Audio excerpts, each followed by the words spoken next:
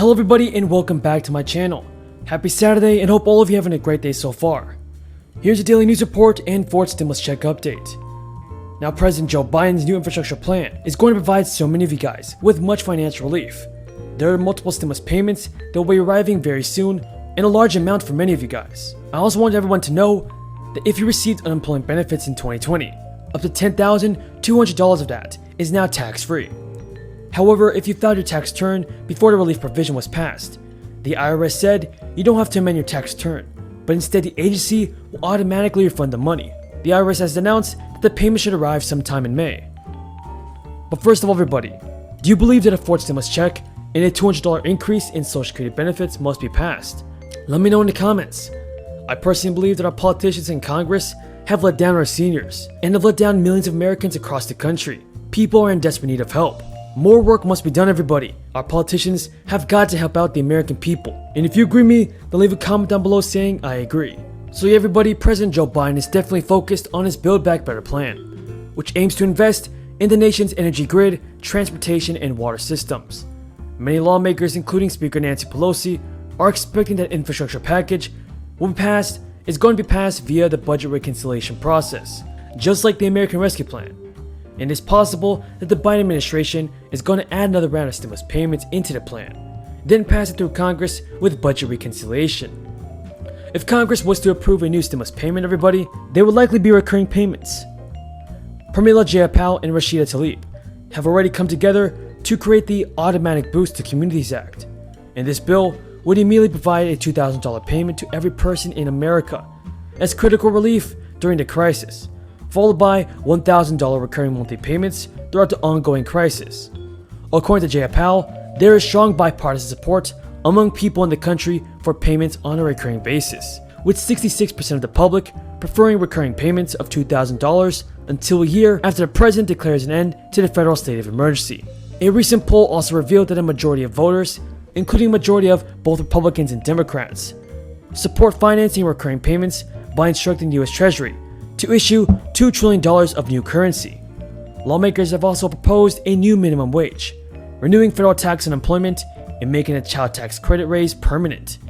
The current minimum wage stands at $7.25 an hour, and some senators are looking to set the bar at a $15 hourly wage, while others propose an $11 minimum wage. And I also want to know your thoughts on President Joe Biden in the comments below. Do you believe that he will pass a fourth stimulus bill?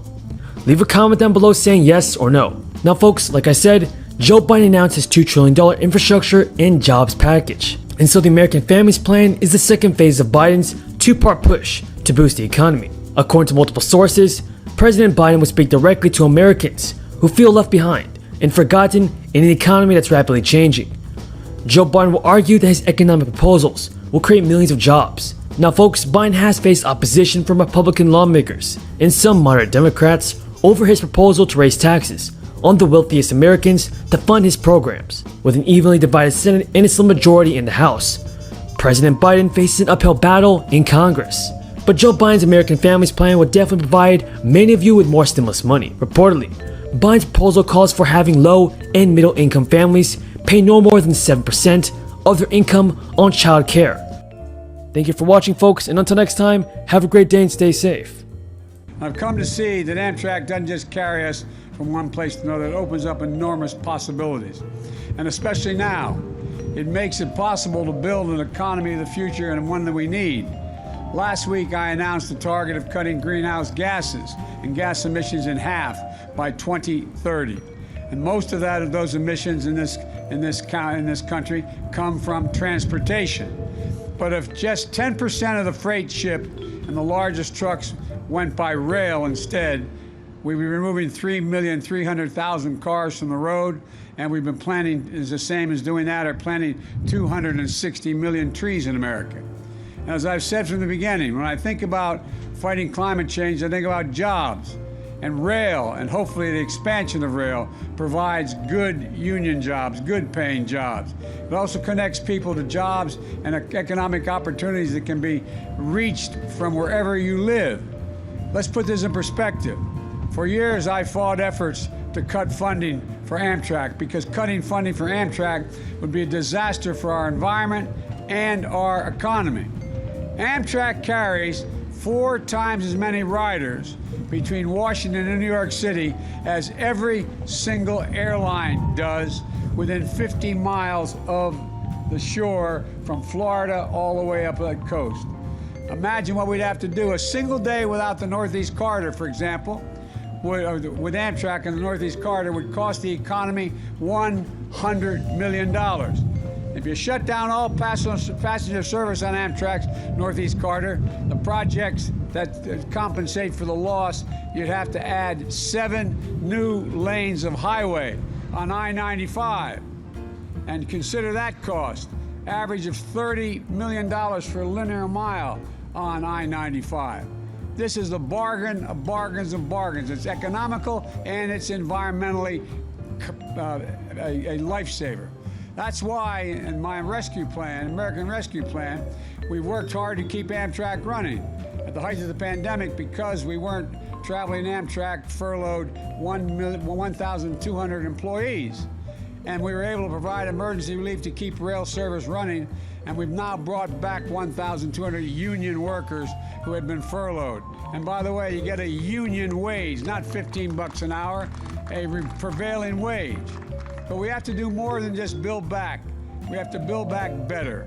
And today we have a once-in-a-generation opportunity to position Amtrak and rail, and intercity rail as well, in general, to play a central role in our transformation and transportation economic future. To make investments that can help America get back on track, no pun intended. Before the pandemic hit, Amtrak's ridership and revenues were on the upswing. The Northeast Corridor has been making money for a long while now, but last year, the whole of Amtrak's system was projected to break even for the first time in history, but then we had the pandemic. But there is still a huge backlog in deferred maintenance, huge need to modernize our trains, our stations, our bridges, our tunnels.